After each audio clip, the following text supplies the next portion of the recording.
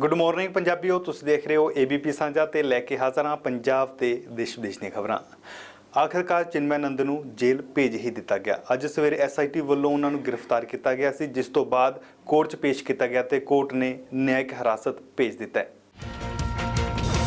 ਕੇਂਦਰੀ ਵਿੱਤ ਮੰਤਰੀ ਨਿਰਮਲਾ ਸੀਤਾਰਮਨ ਨੇ ਇਕਨੋਮਿਕ ਗਰੋਥ ਵਧਾਉਣ ਦੇ ਲਈ ਅਹਿਮ ਐਲਾਨ ਕੀਤੇ ਨੇ। ਗੋਆ 'ਚ GST ਕਾਉਂਸਲ ਦੀ ਬੈਠਕ ਤੋਂ ਪਹਿਲਾਂ ਵਿੱਤ ਮੰਤਰੀ ਨੇ ਪ੍ਰੈਸ ਕਾਨਫਰੰਸ ਕਰਕੇ ਇਹਨਾਂ ਫੈਸਲੇ ਦੀ ਜਾਣਕਾਰੀ ਦਿੱਤੀ ਹੈ। ਇਸੇ ਦੌਰਾਨ ਉਹਨਾਂ ਨੇ ਦਾਅਵਾ ਕੀਤਾ ਕਿ ਘਰੇਲੂ ਕੰਪਨੀਆਂ ਅਤੇ ਨਵੀਂ ਮੈਨੂਫੈਕਚਰਿੰਗ ਕੰਪਨੀਆਂ ਦੇ ਲਈ ਕਾਰਪੋਰੇਟ ਟੈਕਸ ਦਰਾਂ ਨੂੰ ਘਟਾ ਦਿੱਤਾ ਜਾਵੇਗਾ। ਇਸ ਮੁਤਾਬਕ ਜੇਕਰ ਘਰੇਲੂ ਕੰਪਨੀਆਂ ਹੋਰ ਕੋਈ ਛੋਟ ਨਹੀਂ ਲੈਂਦੀਆਂ ਤਾਂ ਉਹਨਾਂ ਨੂੰ ਸਿਰਫ 22% ਹੀ ਟੈਕਸ ਦੇਣਾ ਹੋਵੇਗਾ। ਸਰਚਾਰਜ ਅਤੇ ਸੈਸ ਮਿਲਾ ਕੇ ਪ੍ਰਭਾਵੀ ਟੈਕਸ ਦਰ 25.17% ਹੋਵੇਗੀ, ਜਦਕਿ ਮੌਜੂਦਾ ਸਮੇਂ 'ਚ ਕੋਆਪਰੇਟਿਵ ਟੈਕਸ ਦੀ ਦਰ 30% ਹੈ। ਸੈਸ ਅਤੇ ਸਰਚਾਰਜ ਮਿਲਾ ਕੇ 34.94% ਟੈਕਸ ਲਗਾਇਆ ਜਾਂਦਾ ਹੈ, ਯਾਨੀ ਨਵੀਆਂ ਟੈਕਸ ਦਰਾਂ ਮੁਤਾਬਕ ਕੰਪਨੀ ਦੀ ਟੈਕਸ ਦੇਣਦਾਰੀ ਕਰੀਬ 10% ਘਟ ਜਾਵੇਗੀ। Number 1, in order to promote growth and investment, a new provision has been inserted in the Income Tax Act with effect from fiscal year 2019-20, which allows any domestic company an option to pay income tax at the rate of 22%, subject to condition that they will not avail any exemptions or incentives. The effective tax rate for these companies shall be 25.17%, inclusive of all surcharges and cess. So the effective tax rate for these companies shall be 25.17%, inclusive of all surcharge and cess. An important aspect here to add is also such companies shall not be required to pay any minimum alternative tax. No MAT on them. No MAT will be applicable on them. ਮੰਦੀ ਦੀ ਮਾਰ ਚੱਲ ਰਹੇ share ਬਾਜ਼ਾਰ 'ਚ ਵੱਡਾ ਉਛਾਲ ਦੇਖਣ ਨੂੰ ਮਿਲਿਆ। ਸ਼ੇਅਰ ਬਾਜ਼ਾਰ 1800 ਪਲੱਸ ਤੋਂ ਵੱਧ ਅੰਕਾਂ ਦੇ ਨਾਲ ਅੱਗੇ ਵਧ ਰਿਹਾ ਹੈ। ਦਰਅਸਲ ਇਹ ਉਛਾਲ ਵਿੱਤ ਮੰਤਰੀ ਨਿਰਮਲਾ ਸੀਤਾਰਮਨ ਵੱਲੋਂ ਕੰਪਨੀਆਂ ਨੂੰ ਦਿੱਤੀ ਗਈ ਰਾਹਤ ਤੋਂ ਬਾਅਦ ਆਇਆ। ਵਿੱਤ ਮੰਤਰੀ ਨੇ ਘਰੇਲੂ ਕੰਪਨੀਆਂ ਅਤੇ ਨਵੀਂ ਮੈਨੂਫੈਕਚਰਿੰਗ ਕੰਪਨੀਆਂ ਦੇ ਕਾਰਪੋਰੇਟ ਟੈਕਸ ਘਟਾਉਣ ਦਾ ਐਲਾਨ ਕੀਤਾ ਹੋਇਆ ਹੈ, ਜਿਸ ਕਾਰਨ ਠੰਡੀ ਹੋਈ ਸ਼ੇਅਰ ਮਾਰਕੀਟ ਇੱਕ ਵਾਰ ਮੁੜ ਤੋਂ ਗਰਮਾ ਗਈ ਹੈ। ਜਿਨਸੀ ਸ਼ੋਸ਼ਣ ਦੇ ਇਲਜ਼ਾਮਾਂ 'ਚ ਫਸੇ BJP ਦੇ ਨੇਤਾ ਅਤੇ ਸਾਬਕਾ ਕੇਂਦਰੀ ਮੰਤਰੀ ਸਵਾਮੀ ਚਿਨਮਯਾਨੰਦ ਨੂੰ ਜੇਲ੍ਹ ਭੇਜ ਦਿੱਤਾ ਗਿਆ। ਪੁਲਿਸ ਨੇ ਚਿਨਮਯਾਨੰਦ ਨੂੰ ਯੂਪੀ ਦੇ ਸ਼ਾਹਜਹਾਂਪੁਰ 'ਚ ਬਣੇ ਉਹਨਾਂ ਦੇ ਆਸ਼ਰਮ ਤੋਂ ਸਵੇਰੇ ਗ੍ਰਿਫਤਾਰ ਕੀਤਾ ਸੀ। ਗ੍ਰਿਫਤਾਰੀ ਤੋਂ ਬਾਅਦ ਉਹਨਾਂ ਨੂੰ ਅਦਾਲਤ 'ਚ ਪੇਸ਼ ਕੀਤਾ ਗਿਆ, ਜਿੱਥੇ ਕੋਰਟ ਨੇ ਚਿਨਮਯਾਨੰਦ ਨੂੰ ਜੁਡੀਸ਼ੀਅਲ ਕਸਟਡੀ ਭੇਜ ਦਿੱਤਾ ਹੈ। ਚਿਨਮਯਾਨੰਦ ਤੇ ਲੱਗੇ ਇਲਜ਼ਾਮਾਂ ਦੀ ਜਾਂਚ ਦੇ ਲਈ ਸੁਪਰੀਮ ਕੋਰਟ ਨੇ ਯੂਪੀ ਪੁਲਿਸ ਨੂੰ SIT ਗਠਨ ਕਰਨ ਦੇ ਹੁਕਮ ਦਿੱਤੇ ਸਨ, ਜਿਸ ਤੋਂ ਬਾਅਦ ਇਹ ਕਾਰਵਾਈ ਹੁਣ SIT ਵੱਲੋਂ ਕੀਤੀ ਗਈ ਹੈ। ਇਸ ਤੋਂ ਪਹਿਲਾਂ ਚਿਨਮਯਾਨੰਦ ਤੇ ਬਲਾਤਕਾਰ ਦੇ ਇਲਜ਼ਾਮ ਲਗਾਉਣ ਵਾਲੀ ਵਿਦਿਆਰਥਣ ਨੇ ਕਿਹਾ ਸੀ ਕਿ ਜੇਕਰ ਚਿਨਮਯਾਨੰਦ ਨੂੰ ਜਲਦ ਗ੍ਰਿਫਤਾਰ ਨਹੀਂ ਕੀਤਾ ਗਿਆ ਤਾਂ ਖੁਦਕੁਸ਼ੀ ਕਰ ਲਵੇਗੀ। ਸ਼ਾਹਜਹਾਂਪੁਰ ਤੋਂ ਲਾਅ ਦੀ ਪੜ੍ਹਾਈ ਕਰ ਰਹੀ ਵਿਦਿਆਰਥਣ ਨੇ ਇਲਜ਼ਾਮ ਲਗਾਏ ਸਨ ਕਿ ਸਵਾਮੀ ਚਿਨਮਯਾਨੰਦ ਨੇ ਉਸ ਦੇ ਨਾਲ ਸ਼ੋਸ਼ਣ ਕੀਤਾ। ਇਸ ਦੇ ਨਾਲ ਹੀ ਵਿਦਿਆਰਥਣ ਨੇ SIT ਨੂੰ ਇੱਕ 64 GB ਪੈਨ ਡਰਾਈਵ ਦਿੱਤੀ ਸੀ, ਜਿਸ ਦੇ ਵਿੱਚ 40 ਤੋਂ ਵੱਧ ਵੀਡੀਓ ਸਨ। ये SIT जो है इनको जो है वहाँ पर रूटीन चेकअप के लिए यहाँ पर लाई थी, जो कि जिनका मुलजिम या जैसे भी होते हैं उन लोगों का होता है, उस तरीके से जैसे उनका भी मुआयना हुआ है और रूटीन चेकअप हुआ है इनका, और ऐसा कोई ख़ास नहीं था। और उसका जैसे और लोगों का होता है कचहरी में जाने से पहले, उस तरीके से इनका चेकअप हुआ है। कचहरी में लोग जहाँ तक जा रहे हैं या कहाँ जा रहे हैं ये SIT वालों को पता होगा, मुझे नहीं पता। सर, आमतौर पर देखा जाता है जब थाने से कोई पेपर आता है तो उस पर धाराएँ इनकी 2-3 क्या इस तरह का कोई कागज़ आ जाता है? नहीं, कागज़ तो इनका आया था पुलिस जो कोतवाली से आया था हमारे पास में, जो SI से जो इंस्पेक्टर साहब लेकर के आए थे, उसमें तो लिखा हुआ था कुछ कि इनका जो है रूटीन चेकअप करने इनको जो है यहाँ भेजा जा रहा है। चिन्मयानंद की गिरफ्तारी तो बाद आम आदमी पार्टी ने BJP ते वड्डे इल्ज़ाम लगाए ने। नहीं, ये तो बहुत ही अपमानजनक है किसी महिला को और सरेआम पार्टी दफ्तर के अंदर पीटना मारना। तो भारतीय जनता पार्टी की ये संस्कृति होती जा रही है। हर प्रदेश के अंदर आप देखिए महिलाओं के साथ अत्याचार करते हैं और फिर पूरी पार्टी उनके संरक्षण में खड़ी हो जाती है। ये रस्म अदायगी है सस्पेंड करना, बाकी आगे आप देखिएगा फिर से यही लोग काम करेंगे पार्टी के अंदर। अभी चिन्मयानंद का मामला है उत्तर प्रदेश के अंदर, देखिए पूरी की पूरी सरकार उनके साथ खड़ी हुई है। जो आदमी अभी एक हफ्ते पहले तक चश्मा लगा के हीरो बन के घूम रहा था, वो अब अस्पताल में एडमिट हो गया गिरफ्तारी से बचने के लिए, और सरकार साथ में खड़ी है। तो इसलिए हमने विधायक के मामले में देखा उत्तर प्रदेश के अंदर, इसलिए भारतीय जनता पार्टी में महिलाओं का सम्मान सुरक्षित नहीं है, और वहाँ जो नेता हैं उनका महिलाओं के प्रति रवैया बहुत आपत्तिजनक है। लेकिन पूरी पार्टी ऐसे लोगों के साथ खड़ी होती है जो महिलाओं का अपमान करते हैं। ਮੁੰਬਈ ਦੇ ਲੋਕਮਾਨਯ ਤਿਲਕ ਰੋਡ ਤੇ 4 ਮੰਜ਼ਲਾ ਇਮਾਰਤ ਦਾ ਇੱਕ ਹਿੱਸਾ ਢਹਿ ਹੋ ਗਿਆ। ਇਮਾਰਤ ਡਿੱਗਣ ਦੇ ਨਾਲ ਇਲਾਕੇ 'ਚ ਸਨਸਨੀ ਫੈਲ ਗਈ ਹੈ, ਜਿਸ ਤੋਂ ਬਾਅਦ ਰਾਹਤ ਕਾਰਜ ਦੀ ਟੀਮਾਂ ਨੇ ਮੌਕੇ ਤੇ ਪਹੁੰਚ ਕੇ ਮਲਬੇ 'ਚ ਫਸੇ ਲੋਕਾਂ ਨੂੰ ਬਚਾਉਣ ਦਾ ਕੰਮ ਸ਼ੁਰੂ ਕੀਤਾ। ये बिल्डिंग टेनेंसी से ओनरशिप में कन्वर्ट हुई थी। सारे लोगों ने लैंडलॉर्ड के साथ एग्रीमेंट किए ओनरशिप के, तो process of tenancy to ownership में थी, और ये खुद इसकी बिल्डिंग को बनाने के लिए जो सोसाइटी होती है ना, वो तैयारी कर रही थी कि सोसाइटी बिल्डिंग वापस खड़ी करे।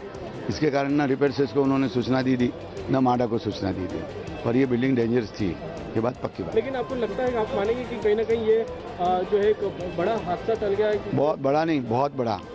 ये भारत का जो सबसे भीड़ वाला एरिया कहलाता है ना, ये हमारा 80 वार्ड विधानसभा है मेरा, और उसमें अगर ये 10:15 बजे गिरी, 11 साढ़े 11 बजे गिरती तो कई लोग इसके चपेट में आ जाते। एक कार तो बुरी तरह से ख़त्म हो गई है, दूसरी बार कार आधी ख़त्म हुई है। तो जब कार ख़त्म हो सकती है तो इंसान की क्या कीमत है। परंतु वो जो गिरने की जो प्रोसेस है ना, पत्थर गिरने, छोटे छोटे टुकड़े वो गिरने शुरू हो गए थे, उससे सारे लोग सावधान होकर भाग गए। ਵੇਲਾ ਹੋ ਗਿਆ ਇੱਕ ਛੋਟੀ ਜਿਹੀ ਬ੍ਰੇਕ ਦਾ। ਬ੍ਰੇਕ ਤੋਂ ਬਾਅਦ ਵਧਾਂਗੇ ਪੰਜਾਬ ਦੀਆਂ ਖਬਰਾਂ ਵੱਲ।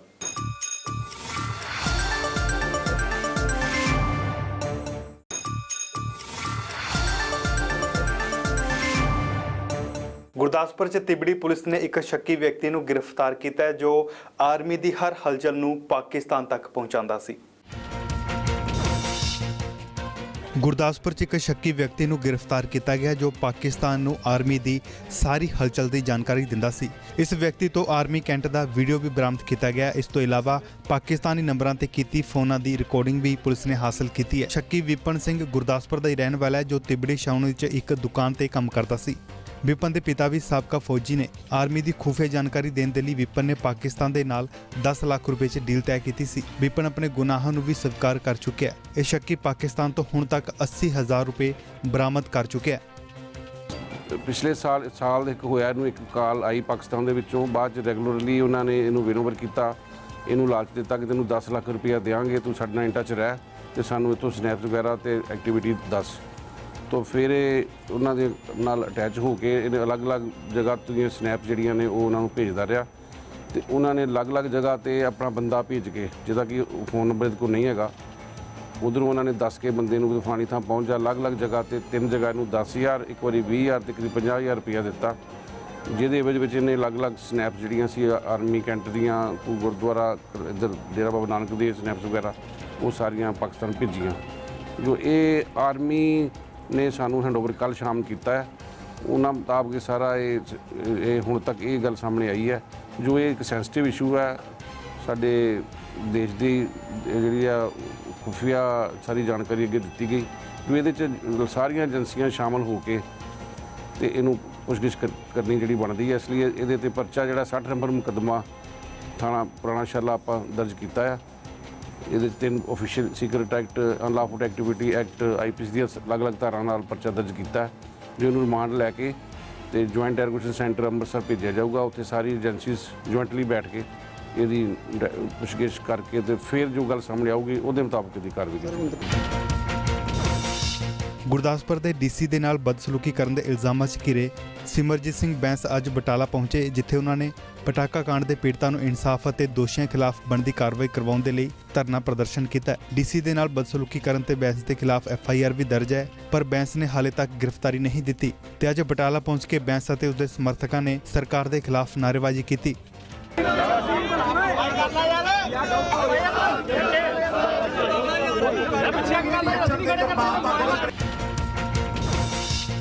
ਚੰਡੀਗੜ੍ਹ 'ਚ ਗ੍ਰਹਿ ਮੰਤਰੀ ਅਮਿਤ ਸ਼ਾਹ ਦੀ ਪ੍ਰਧਾਨਗੀ ਹੇਠ 29ਵੀਂ ਉੱਤਰੀ ਖੇਤਰੀ ਕੌਂਸਲ ਦੀ ਮੀਟਿੰਗ ਹੋਈ, ਜਿਸ ਵਿੱਚ ਗ੍ਰਹਿ ਮੰਤਰੀ ਅਮਿਤ ਸ਼ਾਹ, ਪੰਜਾਬ ਹਰਿਆਣਾ ਦੇ ਗਵਰਨਰ ਵੀਪੀ ਸਿੰਘ ਬਦਨੌਰ, ਪੰਜਾਬ ਦੇ ਮੁੱਖ ਮੰਤਰੀ ਕੈਪਟਨ ਅਮਰਿੰਦਰ ਸਿੰਘ, ਹਰਿਆਣਾ ਦੇ ਮੁੱਖ ਮੰਤਰੀ ਮਨੋਹਰ ਲਾਲ ਖੱਟਰ, ਰਾਜਸਥਾਨ ਦੇ ਮੁੱਖ ਮੰਤਰੀ ਅਸ਼ੋਕ ਗਹਿਲੋਤ ਸਮੇਤ ਹੋਰ ਵੱਡੀਆਂ ਹਸਤੀਆਂ ਪਹੁੰਚੀਆਂ।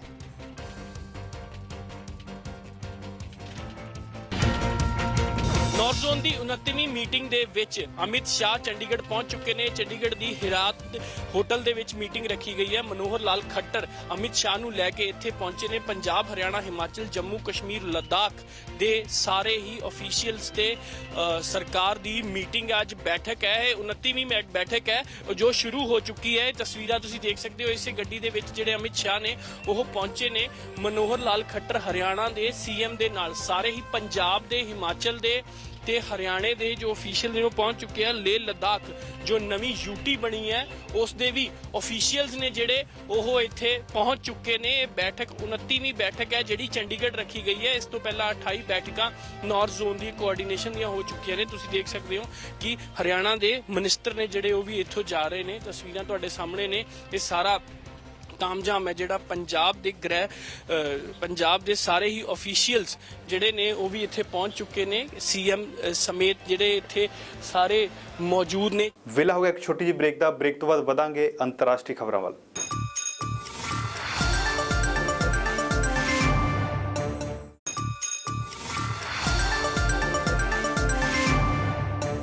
ਬ੍ਰੇਕ ਤੋਂ ਬਾਅਦ ਸਵਾਗਤ ਹੈ। ਤਾਂ ਹੁਣ ਵਧਦੇ ਹਾਂ ਅੰਤਰਰਾਸ਼ਟਰੀ ਖਬਰਾਂ ਵੱਲ। ਫੈਡਰਲ ਚੋਣ ਪ੍ਰਚਾਰ ਦੇ 8ਵੇਂ ਦਿਨ ਜਿੱਥੇ ਪ੍ਰਧਾਨ ਮੰਤਰੀ ਜਸਟਿਨ ਟਰੂਡੋ ਨੇ ਨਿਊ ਬਰਨਸਵਿਕ 'ਚ ਚੋਣ ਪ੍ਰਚਾਰ ਕੀਤਾ, ਤਾਂ ਕੰਜ਼ਰਵੇਟਿਵ ਪਾਰਟੀ ਦੇ ਉਮੀਦਵਾਰ ਐਂਡਰੂ ਸ਼ੀਅਰਸ ਵੱਲੋਂ ਮੈਨੀਟੋਬਾ 'ਚ ਪ੍ਰਚਾਰ ਕੀਤਾ ਗਿਆ। ਇਸ ਤੋਂ ਇਲਾਵਾ ਨਿਊ ਡੈਮੋਕ੍ਰੈਟਿਕ ਪਾਰਟੀ ਦੇ ਜਗਮੀਤ ਸਿੰਘ ਵੱਲੋਂ ਓਨਟਾਰੀਓ ਦੇ ਬੈਰੀ 'ਚ ਪ੍ਰਚਾਰ ਕੀਤਾ ਗਿਆ। ਪ੍ਰਧਾਨ ਮੰਤਰੀ ਜਸਟਿਨ ਟਰੂਡੋ ਨੇ ਬਜ਼ੁਰਗਾਂ ਦੇ ਲਈ ਵੱਡੇ ਐਲਾਨ ਕਰਦੇ ਹੋਏ ਕਿਹਾ ਕਿ ਜੇਕਰ ਲਿਬਰਲ ਸਰਕਾਰ ਦੁਬਾਰਾ ਬਣਦੀ ਹੈ ਤਾਂ 75 ਸਾਲ ਤੋਂ ਵੱਧ ਉਮਰ ਦੇ ਬਜ਼ੁਰਗਾਂ ਦੀ ਪੈਨਸ਼ਨ 'ਚ 10% ਵਾਧਾ ਕੀਤਾ ਜਾਵੇਗਾ ਅਤੇ ਜਿਹੜੇ ਬਜ਼ੁਰਗਾਂ ਦੇ ਜੀਵਨ ਸਾਥੀ ਦੀ ਮੌਤ ਹੋ ਚੁੱਕੀ ਹੈ ਉਹਨਾਂ ਬਜ਼ੁਰਗਾਂ ਦੀ ਸਾਲਾਨਾ $2000 ਪੈਨਸ਼ਨ 'ਚ ਵਾਧਾ ਕੀਤਾ ਜਾਵੇਗਾ। We're continuing this important work of investing in and supporting our seniors by announcing that a re-elected Liberal government will increase old age security by an extra 10% once folks turn 75. These measures will increase benefits for most seniors by $729 next year. And that number will continue to rise each year with inflation. A new Liberal government will also work with provinces and territories to boost the Canada Pension Plan and the Quebec Pension Plan's survivor benefits by 25%. For a surviving spouse, this would mean an increase in maximum benefits of more than $2,000 per year. Andrew sheer ਵੱਲੋਂ ਕਿਹਾ ਗਿਆ ਕਿ ਉਹਨਾਂ ਦੀ ਸਰਕਾਰ ਆਉਣ ਤੇ $1.5 billion ਦੀ ਵੱਡੇ ਉਦਯੋਗ ਤੋਂ ਸਬਸਿਡੀਆਂ ਹਟਾਈਆਂ ਜਾਵੇਗੀਆਂ ਅਤੇ ਡਾਲਰ ਆਮ ਕੈਨੇਡੀਅਨ ਦੀ ਜੇਬਾਂ 'ਚ ਪਾਏ ਜਾਣਗੇ। As Prime Minister, I will eliminate at least $1.5 billion in taxpayer handouts to wealthy executives, shareholders, and foreign companies. We will keep that money from going to the wealthy and well-connected who need it the least. And we will put it back in the pockets of hardworking Canadians who need it the most. We will find this $1.5 billion by conducting a thorough review of all business subsidy programs and rooting out the programs that leave Canadians with no benefits. It is annually. There are estimations that put the amount of money that the Government of Canada spends on these types of programs as high as some indicate as high as $7 billion. And we believe with this type of review, establishing these types of criteria, we can save Canadian taxpayers about at least $1.5 billion every year. NDP ਦੇ ਉਮੀਦਵਾਰ ਜਗਮੀਤ ਸਿੰਘ ਵੱਲੋਂ ਇਹ ਦਾਅਵਾ ਕੀਤਾ ਗਿਆ ਕਿ ਅਸੀਂ $70,000 ਤੋਂ ਘੱਟ ਸਾਲਾਨਾ ਆਮਦਨ ਵਾਲੇ ਲੋਕਾਂ ਨੂੰ ਫ੍ਰੀ ਡੈਂਟਲ ਕੇਅਰ ਮੁਹੱਈਆ ਕਰਵਾਵਾਂਗੇ। We are in it for you. We are in it for people. We're fighting for you. We're on your side. And that's why today I'm really proud to announce in our past, Tommy Douglas had a vision of Medicare. And that meant care for everyone, head to toe. And he talked about something, and I want to bring that idea back. He talked about Dentacare. That not only do we need pharmacare, medication coverage for all, but we also need to make sure that no Canadian falls behind when it comes to their dental needs. And that's why today I'm proud to say our plan that we're putting forward is Dentacare. It'll cover everyone who has salary less than $70,000. They'll be completely covered with this plan. And those who make between 70 and 90 will have a sliding scale. But this is our first step toward the dream of universal Dentacare for all. We're taking the first bold step today. Canada 'ਚ federal ਚੋਣਾਂ ਦੇ ਪ੍ਰਚਾਰ ਦੇ ਲਈ immigration ਮੰਤਰੀ ਅਹਿਮਦ ਹੁਸੈਨ ਵੀ ਮੈਦਾਨ 'ਚ ਆ ਗਏ ਨੇ। ਅਹਿਮਦ ਹੁਸੈਨ ਨੇ ਬਰੈਂਪਟਨ ਈਸਟ ਤੋਂ ਲਿਬਰਲ ਪਾਰਟੀ ਦੇ ਉਮੀਦਵਾਰ ਮਨਿੰਦਰ ਸੰਧੂ ਦੇ ਹੱਕ 'ਚ ਚੋਣ ਪ੍ਰਚਾਰ ਕੀਤਾ। ਇਸ ਤੋਂ ਇਲਾਵਾ ਉਹਨਾਂ ਨੇ ਗੌਰ ਸੀਨੀਅਰ ਕਲੱਬ ਦੇ ਮੈਂਬਰਾਂ ਦੇ ਨਾਲ ਮੁਲਾਕਾਤ ਵੀ ਕੀਤੀ ਅਤੇ ਲਿਬਰਲ ਪਾਰਟੀ ਵੱਲੋਂ ਕੀਤੇ ਗਏ ਅਹਿਮ ਵਾਅਦਿਆਂ ਦਾ ਜ਼ਿਕਰ ਵੀ ਕੀਤਾ। In further support for seniors, he announced that we will put in the pockets of seniors an additional $729 per year in an increase of the old age security. In addition to that, an additional more than $2,000 a year in the pockets of seniors who qualify under the survivor benefits for CPP. So two important announcements that will further build on the good record with respect to seniors that our Liberal government has had, naming minister responsible for seniors, keeping the promise to bring down the age of eligibility for OAS and GIS from 67 down to 65 years of age, giving seniors access to that benefit 2 years earlier, as we promised, making sure that we invest in seniors housing and income support. And so this is yet another indication of how a re-elected Liberal government will continue to focus on the interests of seniors to ensure that we further shore up the CPP and ensure that seniors retire in dignity and respect after a lifetime of building up Canada and helping us to enjoy the wonderful country that we have now. Well, there's a lot in that question, so I'll just begin by saying that the Conservative record on immigration was a complete disaster. We inherited a mess in the immigration system. They kept families apart for years. They didn't respond to the needs of employers to bring talent and skilled immigration in larger numbers to meet the demand of the Canadian economy, and they kept families apart unnecessarily, and they were not compassionate to refugees. They cut refugee health care, and they didn't meet the need for Canadians to generously sponsor refugees. We've done all of the above, and if you look at our record with respect to immigration, we've reunited more families than ever before. We got rid of the backlogs that we inherited from the Conservatives, and we've dramatically reduced the wait times in family reunification programs. So our record is one that even the Organization of Economic Cooperation and Development has said is an example to the rest of the world. So what they have done over the last 4 years is fearmonger, and they haven't brought any serious proposals to the table in terms of using immigration as a key tool to grow our economy moving forward. Announcement ਆਪਣੇ ਅਸੀਂ seniors ਜਿਹੜੇ well respected ਸਾਡੇ seniors ਆ Canada ਨੇ ਬਹੁਤ ਕੁਝ ਦਿੱਤਾ ਆਪਣੇ ਸੀਨੀਅਰਸ ਨੇ। ਸੋ ਆਪਣੀ ਲਿਬਰਲ ਗਵਰਨਮੈਂਟ ਲਿਬਰਲ ਪਾਰਟੀ ਬਹੁਤ ਸੀਨੀਅਰਸ ਨੂੰ ਰਿਸਪੈਕਟ ਕਰਦੀ ਆ। ਜਿਹੜੇ ਆਪਣੇ 75 ਸਾਲ ਦੇ ਸੀਨੀਅਰਸ ਆ ਉਹਨਾਂ ਦੀ ਅਸੀਂ ਇਨਕਰੀਜ਼ ਕੀਤੀ ਆ 올ਡ ਏਜ ਸਿਕਿਉਰਿਟੀ 10%। ਜੇ ਅਸੀਂ ਰੀਇਲੈਕਟ ਹੋ ਗਏ 10% ਅਪ ਜਾਊਗੀ ਜੋ 75 ਸਾਲ ਦੇ ਆਪਣੇ ਸੀਨੀਅਰਸ ਹੋ ਗਏ। ਇਹਦਾ ਮਤਲਬ ਹੈਗਾ ਵੀ ਆਪਣੇ ਸੀਨੀਅਰ ਜਿਹੜੇ 75 ਸਾਲ ਦੇ ਹੋ ਗਏ ਉਹਨਾਂ ਨੂੰ $700 ਹੋਰ ਮਿਲਿਆ ਕਰੂਗਾ ਸਾਲ ਦਾ। ਤੇ ਆਪਣੇ ਜਿਹੜੇ CPP ਆ ਜਿਹੜੇ ਵਿਡੋਡ ਆ 75 ਸਾਲ ਤੋਂ ਆਪਾਂ ਉਹਦੀ ਅਸੀਂ 25% ਇਨਕਰੀਜ਼ ਕਰਨੀ ਆ। ਸੋ ਅਸੀਂ ਸੀਨੀਅਰ ਨੂੰ ਬਹੁਤ ਰਿਸਪੈਕਟ ਕਰਦੇ। ਸਾਡੀ ਪਾਰਟੀ ਜਿਹੜੀ ਆਪਣੀ ਕੰਸਰਵੇਟਿਵ ਪਾਰਟੀ ਸੀ ਉਹਨੇ ਕੀ ਕੀਤਾ ਸੀ ਜਦੋਂ ਉਹਨਾਂ ਦੀ ਸਰਕਾਰ ਬਣੀ ਸੀ ਉਹ ਟਰਾਈ ਕਰਦੇ ਸੀ ਵੀ ਜਿਹੜੀ 올ਡ ਏਜ ਸਿਕਿਉਰਿਟੀ ਆ ਅਤੇ CPP ਆ ਉਹਨੇ ਮਿਨੀਮਮ ਏਜ ਜਿਹੜੀ ਕਰਨੀ ਸੀ ਉਹਨੇ 67 ਟਰਾਈ ਕਰਦੇ ਸੀਗੇ। ਅਸੀਂ ਸਰਕਾਰ ਬਣਾ ਕੇ 2015 ਨੂੰ 65 ਕੀਤੀ ਸੀ because we respect our seniors and we stand up for our seniors and that's what we're going to be pushing forward. ਉਹਨਾਂ ਦਾ ਇੱਕ ਇਹ ਪ੍ਰੋਮਿਸ ਕੀਤਾ ਵੀ ਜਦੋਂ ਸਾਡੀ ਗਵਰਨਮੈਂਟ ਦੁਆਰਾ ਬਣਦੀ ਹੈ ਅਸੀਂ ਪੈਨਸ਼ਨ ਦੇ ਵਿੱਚ 올ਡ ਏਜ ਪੈਨਸ਼ਨ ਦੇ ਵਿੱਚ 10% ਇਨਕਰੀਜ਼ ਦੇਵਾਂਗੇ ਜਿਹਦੇ ਨਾਲ $729 ਸਾਲਾਨਾ ਫਾਇਦਾ ਹੋਣ ਦੀ ਸੰਭਾਵਨਾ। ਬਾਕੀ ਅਸੀਂ ਉਹਨਾਂ ਨਾਲ ਆਪਦੇ ਮਸਲੇ ਵਿਚਾਰੇ ਸੀਗੇ ਜਿਸ ਤਰ੍ਹਾਂ ਹਾਊਸਿੰਗ ਦੇ ਸੀਗੀ ਹਾਊਸਿੰਗ ਦੀ ਘਾਟ ਸੀਗੀ। ਸੋ ਉਹਨਾਂ ਨੇ ਕਿਹਾ ਸਟੇਟ ਦਾ ਹੈਗਾ ਅਤੇ ਸਟੇਟ ਨਾਲ ਡਿਸਕਸ ਕੀਤਾ ਜਾ ਸਕਦਾ। ਗੱਲ ਦਰਅਸਲ ਇਸ ਤਰ੍ਹਾਂ ਹੁੰਦੀ ਆ ਵੀ ਕਾਰਗੁਜ਼ਾਰੀ ਹਰੇਕ ਸਰਕਾਰ ਆਪਦੇ ਆਪ ਨੂੰ ਜਿਹੜੇ ਹੈਗੇ ਆ ਟੀਚੇ ਜਿਹੜੇ ਰੱਖੇ ਹੁੰਦੇ ਉਹ ਟੀਚੇ ਤਾਂ ਇਹਨਾਂ ਦੇ ਕਦੇ ਵੀ ਪੂਰੇ ਨਹੀਂ ਹੁੰਦੇ। ਲਾਰੇ ਲੱਪੇ ਸਾਰੀਆਂ ਸਰਕਾਰਾਂ ਲਾਉਣਾ ਸ਼ੁਰੂ ਕਰ ਦਿੱਤੇ ਆ। ਉਹਨਾਂ ਲਾਰਿਆਂ ਦੇ ਵਿੱਚੋਂ ਬਹੁਤ ਸਾਰੇ ਲਾਰੇ ਪੂਰੇ ਹੋ ਜਾਂਦੇ ਆ ਕੁਝ ਬਾਕੀ ਵੀ ਰਹਿ ਜਾਂਦੇ। ਅੱਜ ਦੇ ਬੁਲਟਨ ਦੇ ਵਿੱਚ ਫਿਲਹਾਲ ਇੰਨਾ ਹੀ। ਦੇਸ਼ ਤੇ ਦੁਨੀਆ ਦੀ ਹਰ ਵੱਡੀ ਖਬਰ ਲਈ ਤੁਸੀਂ ਬਣੇ ਰਹੋ ABP ਸਾਂਝਾ ਦੇ ਨਾਲ।